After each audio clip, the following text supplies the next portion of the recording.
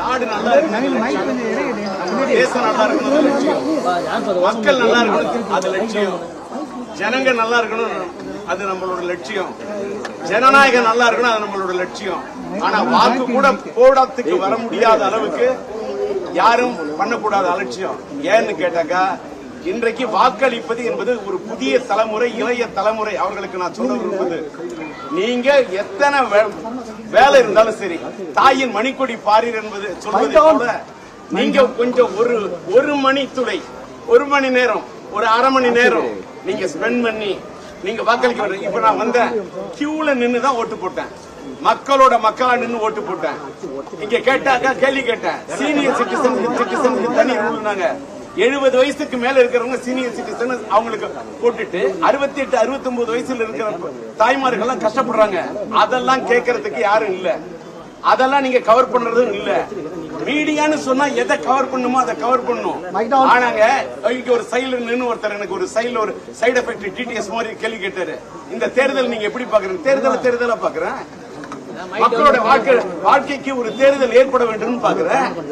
இன்னைக்கு ஓட்டு போட வந்தது மக்களை பாக்குறேன், வயதானவர்கள்லாம் அவங்க வீட்டுல இருந்து புறப்பட்டு கஷ்டப்பட்டு கியூல நின்று அந்த ஓட்டு போட்ட அந்த பெரியவர்களை பார்க்கும்போது, அந்த ஜனங்களை பார்க்கும்போது, இன்னும் ஜனநாயகம் இருந்து கொண்டு இருக்கிறது என்று நினைக்கும் போது இறைவனுக்கு என்னுடைய நன்றி, எல்லாம் வல்ல இறைவனுக்கு என்னுடைய நன்றி, அந்த கடவுளுக்கு நன்றி, அந்த கருத்துக்கு நன்றி. ஆனா எனக்கு ஒன்னே மட்டும் புரியுது,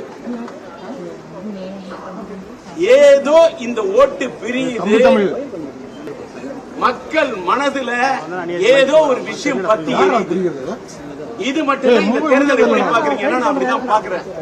இங்க ஓட்டு போட்ட அந்த கூட்டத்துல இளைஞர்களை நான் தேடுறேன், இளைஞர்கள் முகம் கொஞ்சம் இருக்குது. இன்னும் இளைஞர்கள் ஒருவேளை வேலைக்கு போயிருந்தா மறக்காம மத்தியானமா வந்து ஓட்டு போடுங்க. எனக்கு ஒண்ணே ஒண்ணுங்க, நான் இத பதிவு பண்ணிட்டு தான் போவேன். பதிவு பண்றத உங்களுக்கு வாய்ப்பு இருந்தா போடுங்க. ஏன்னா என்ன பேசினாலும் சில பேர் அதை அப்படியே போடுறீங்க, சில பேர் மாத்தி போடுறீங்க, சில பேர் சேர்த்தி போடுறீங்க, சில பேர் திரிச்சு போடுறீங்க, சில பேர் மறைச்சு போடுறீங்க, சில பேர் போடாமலே இருந்துறீங்க. ஆனா போடுறவங்க போடணுங்கிறதுக்காக ஒண்ணு சொல்றேன், இன்னைக்கு ஒரு சட்டமன்ற தொகுதியில இருந்தாலும் சரி, ஒரு நாடாளுமன்றத்துல போய் நம்ம உறுப்பினர் ஆகணும்னாலும் சரி, குறைந்தபட்சம் 20 கோடி, 40 கோடி, 60 கோடி, 80 கோடி, 100 கோடி, 110 கோடி இப்படி செலவு பண்ணும் பல கோடி. தமிழ்நாட்டோட தென் தமிழகத்தோடைய கட கோடி, அதுதான் தனுஷ்கோடி. ஏழை எளிய மக்கள் நிற்கக்கூடியது தெருக்கோடி. ஆனா பதவிகளை இருக்கவங்க சில பேர் குவிச்சு வச்சிருக்க பல லட்சக்கணக்கான கோடி. ஆனா என்கிட்ட எல்லாம் இருக்கிறது வெறும் தாடி. நான் 1996 இருந்து 2001 வரைக்கும் பூங்காநகர் தொகுதி நான் எலெக்ஷன் நின்று ஜெயிச்சேன். எல்லாம் உள்ள இறைவன் இருக்கிற மேல. அல்லேலூயா, பிரைஸ் தி லார்ட், அல்லாஹு அக்பர், ஆதிபராசக்தி, ஆஞ்சநேயா, அந்த ஆண்டவன் எல்லாம் சொல்றேன்.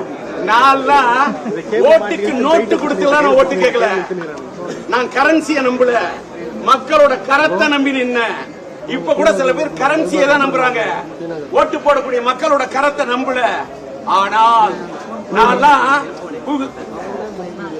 பூங்காநகர் தொகுதியில நின்னப்ப மக்கள்கிட்ட போற எனக்கு போடுங்க ஓட்டு அப்படின்னு பாடி கேட்ட பாட்டு ஏறின பல வீட்டோட கேட்டு ஓட்டு கேட்டு போன கேட்டது ஓட்டு. ஆனா நான் ஓட்டுக்கு போடுறதுக்கு மக்களுக்கு கொடுக்கல நோட்டு. இதுதான் சத்தியம், இதுதான் தர்மம். அதனால இந்த தேர்தல்ல எந்த மக்கள்